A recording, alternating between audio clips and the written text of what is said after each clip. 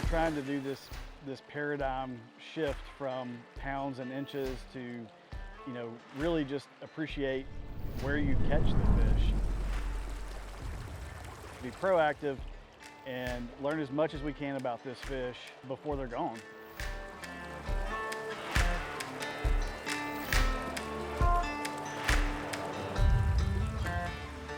Fishing for red-eye bass definitely takes you to the most gorgeous places, not like anywhere that you just happen to stumble upon. You have to put in a little work to get there. They, have a pretty small native range, so not many people know about them. We've been losing a lot of their native range. They've been extirpated, and it was more of a cry for help. If we could get people out on these waters, experiencing the different river systems, we thought that would kind of create a group of people that appreciate the resource enough to fight for it.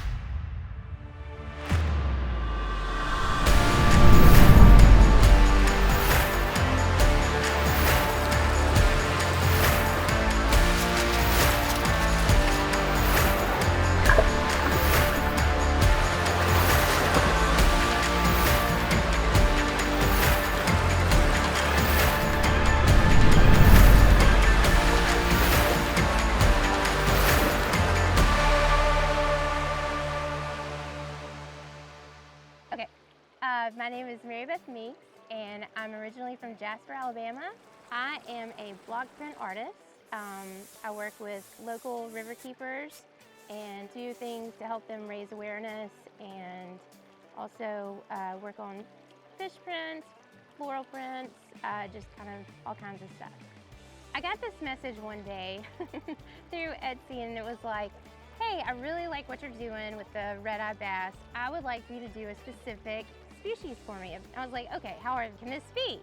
And so he was like, I would like for you to do the Coosa bass, and here's a reference picture. And I was like, okay, I got this. I had my colors down, like had everything. And so I sent him my first, now I'll call it a first draft. And he was like, okay, so if you could just, make some more like spots here, and there's a little bit more blue around the gills, and I was like, okay, I can do that. Did that, sent it back to him, and he sent a message back. Could you make the eyelid just a little bit more like moving this way towards the eyeball? And I was like, all right, who does this guy think he is? What, did he write the book on red-eye bass? My name's Matt Lewis. I wrote a book called Fly Fishing for Red-Eye Bass, an adventure across southern waters. I'm a scientist working in black bass genetics. So turns out he did. He wrote the book on fishing for red-eye bass. We laughed, and I understood that he was very particular. He studies them, he's a scientist. Like, there were very specific traits of the Coosa bass that I needed to capture. And so after that, we kind of had a friendship, like joking back and forth. For the warrior. You're the map of it. Hey, it's confusing. There's so many fish and drainages. Matt! Dang it. No. Well, I'll do something stupid and break my rod. My whole experience with this is being out in the water, wading in it. It takes you to some of the most wild places left. When you catch one, you know that you've caught a native species that is meant to be in that exact location. I mean, this is exactly why. It's aesthetically pleasing. I mean, they don't live in ugly places. People say that about trout, but it's true about red-eye bass as well.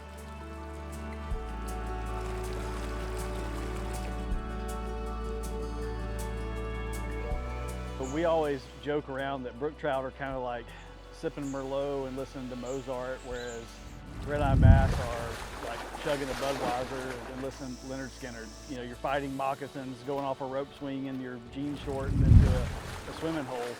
Every species has a different location, something very specific that's so pretty.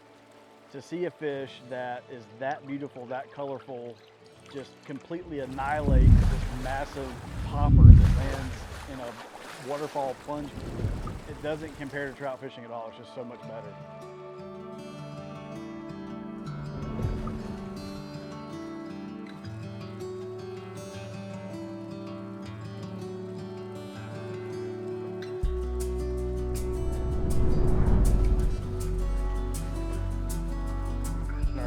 shown that they are disappearing and they don't occur across their entire historical range. So we've seen them decline over the years in some of these streams where they used to thrive, and we're not sure why, so that's what we're trying to figure out now. About the time I released my book, I was talking to a friend of mine over just lunch one day and things that we could do to increase awareness for red-eye bass. You know, we were talking about how many people were receiving red-eye bass and fly fishing for them. They wanted to conserve the fish, but they also wanted to catch the fish, so we had this really good marriage of conservation and the pursuit of these fish with a fly rod. We came up with the idea of doing a red-eye slam, so trying to catch all of these species. The idea was if an angler could catch all 4 of those in one calendar year, then they would commemorate that with a certificate. A lot of slams in fly fishing, you know, if you're trying to catch all the species of cutthroat or, you know, whatever, it's an individual pursuit. Like you're getting a certificate for you accomplishing that feat.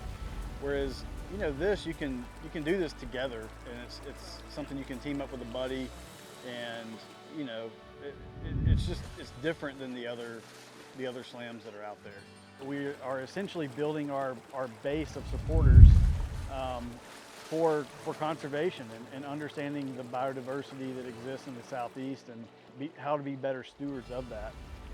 The really cool thing about the slam is it's really created this massive following of people that are as interested about the places these fish live as they are about catching these fish. And that was our goal. I mean, you know, the more they interact with these places, the more they would appreciate them. The people that I know that have completed the slams are some of the best people. They not only love to fish, which is, I mean, you have to love to fish, but they also are extremely into the conservation of the species. Any single person that I know of that has completed the slam that isn't top-notch. You know, I have people that are coming from Illinois and Louisiana and from all over the place to try to catch red-eye bass now. A while back, I saw a news story where these 2 brothers completed the slam in one day.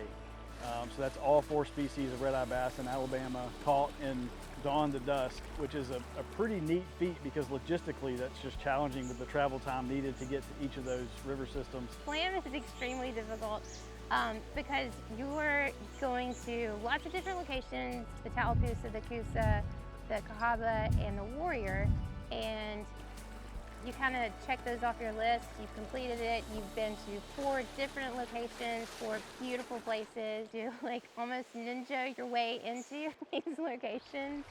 And I mean, you have to catch it. To complete that species, you have to catch it, which is hard in itself, just like catching any fish. And so then once you've caught that one, you have to make your way out of the location. You have to get all your gear. You have to have a PBR, you have to eat a snack, you have to do all these things. And then you have to drive, and they're all in different locations. You know, it's kind of been eaten at me because, I mean, it's like, you know, hey, I'm one of the guys that kind of has brought red-eye bass fly fishing to the mainstream, and that's something I haven't done. So I was talking to Mary Beth at a film tour event in Birmingham, and we were talking about how neat it would be to do something like that.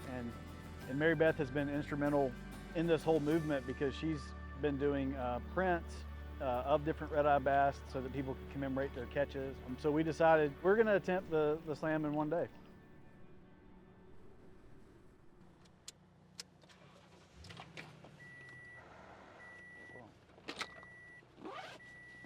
Gonna get this done today. 4 species in one day, all over Alabama. We're gonna do it.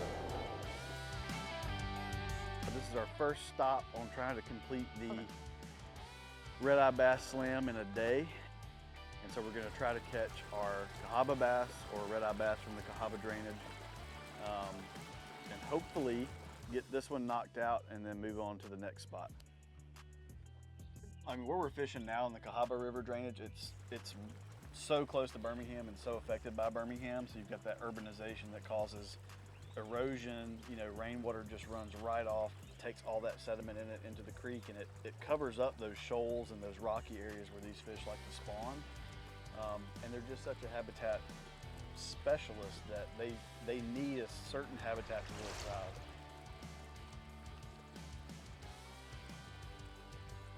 gotta say, I was a little bit more nervous this morning. Yeah, today's got a different hit to it. Yeah, It's like very, I almost listened to like some AC/DC on the way here. this is like a, Too much? you know, it's not just a casually like, let's just fish Let's for fun. fish for it's fun. like, boom, boom, I We gotta have a catch a fish. mission, Then I yeah. gotta go to this spot. Then I gotta catch a fish. And then it's like just high intensity, high stress.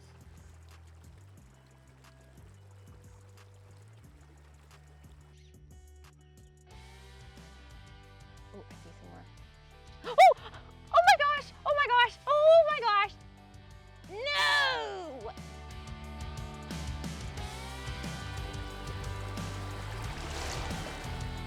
I mean, like, what if I catch like a monster in there?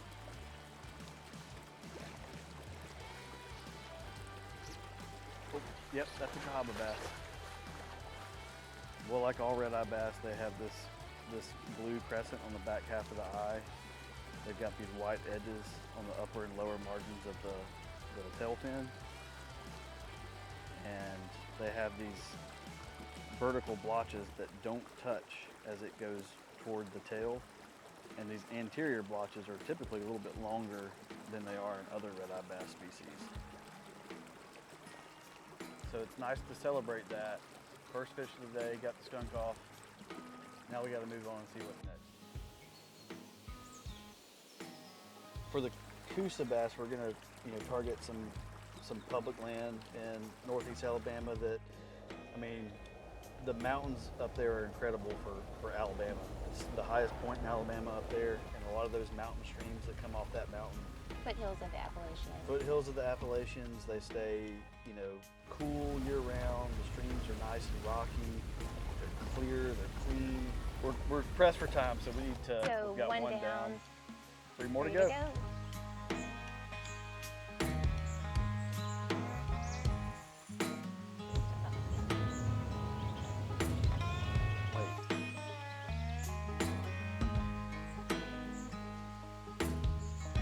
It's right over here.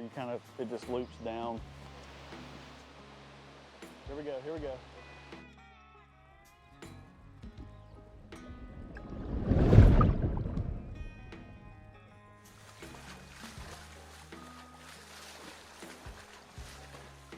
With Coosa bass, you see this red coloration in the edges of the tail fin. You still have those white edges on the upper and lower margins of the tail fin. You've got this red coloration in the soft dorsal as well. You have a lot of usually blue coloration around the cheeks, the underbelly here. Even in the anal fin, you'll have this kind of red tips, but like this fluorescent blue closer to the body. And they don't really have vertical blotches that go all the way down. You'll see a couple of vertical blotches that are kind of anterior and they just kind of fade away.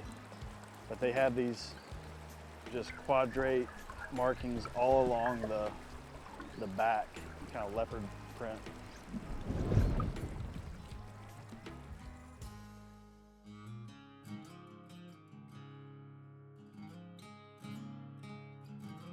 So you're familiar with like that side of the Black Warrior Basin, but What roads are better? What roads are more dangerous? for what we're trying to do today, just logistics, playing into trying to catch all these in one day, it's going to be better for us to be on this side of the Black Warrior drainage, and so we're going to focus our efforts over there.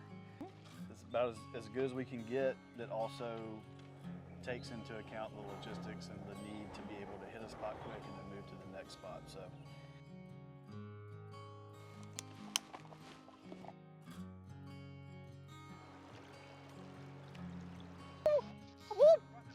What? Oh no! Okay, hold on. Where the hell is Matt? I can't see him.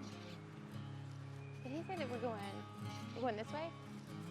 I guess I'm gonna fish through all these spots that Matt has already gone through.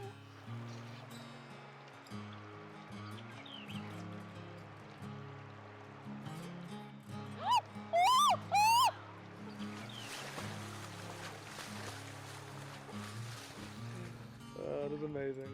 Look at that! Look how orange! this is a water bass. You can see, God, this one's got bright orange. Matt! I have a warrior bass, and it's beautiful! I'm glad I could pull my weight through this a little bit. Yeah, no, you saved us on the warrior bass because had you not caught this, the slam would be over. This is Lineville, Alabama. I have never been to Lineville. Jack's and Little downtown area. gas station or two, stoplight, and that's about it. I told you how excited I am to hopefully see a Tallapoosa bass. Please let us catch Because one. that fish is really hard to recreate a print of. It's holographic, and that is really hard to do with ink. Like shimmers of green, shimmers of blue, shimmers of like bronze. Yes, even. yes. It's like, there's almost like I see tan in it, like a little bit of tan.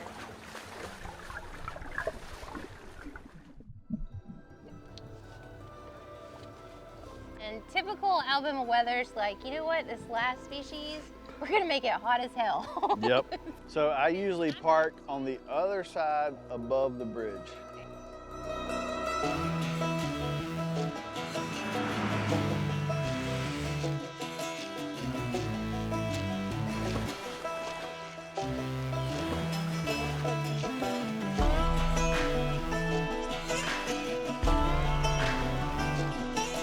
I feel like I got robbed on that one.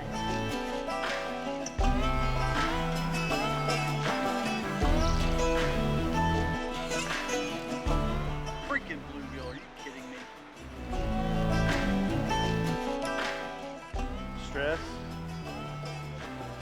anxiety. There should be a fish right in there. All these places should be fish. I'm over it. It's a bass, I think. Yes.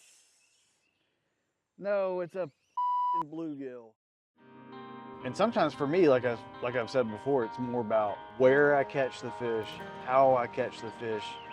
I want it to be in a wild place where that fish is native, and I just feel like that's the purest experience you can have. When you get away from that, it's like I just feel like I'm doing something like fabricated, you know? I think there's a pool up here. Hopefully we can get this Tallapoosa bass knocked off. If we can't, I don't know where else we're gonna get one.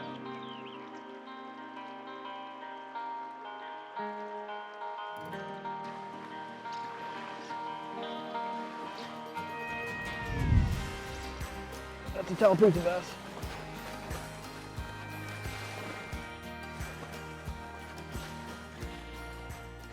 We did it. I mean, it's perfect. It's Yep. perfect. They also have these just like holographic scales that are, you know, shimmer kind of green, blue, bronze. Yeah. Yes! We did it! We completed the slam. We caught 4 species of bass in 4 different watersheds, which is just a logistical nightmare. Honestly, didn't think we would do it. I thought we would maybe catch 3 of the 4, but we did it.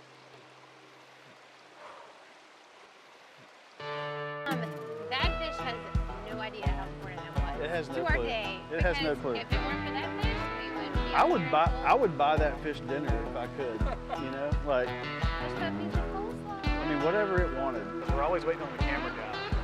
The camera guy just... Heads up, I forgot the tourniquet, so just be careful. Remember when you almost stepped on the water moccasin and I was like, as much as I would hate to see you fall, we would still continue without you. You know, and that's what we're talking about. This fishing around us. Like directions to a waterfall? Dude, it doesn't look like we have time. Yeah, sir. Directions to a waterfall. We're trying to get you slam. We don't have time to talk about Hip hold waterfalls. on front. Cool. I'm sorry. Cut.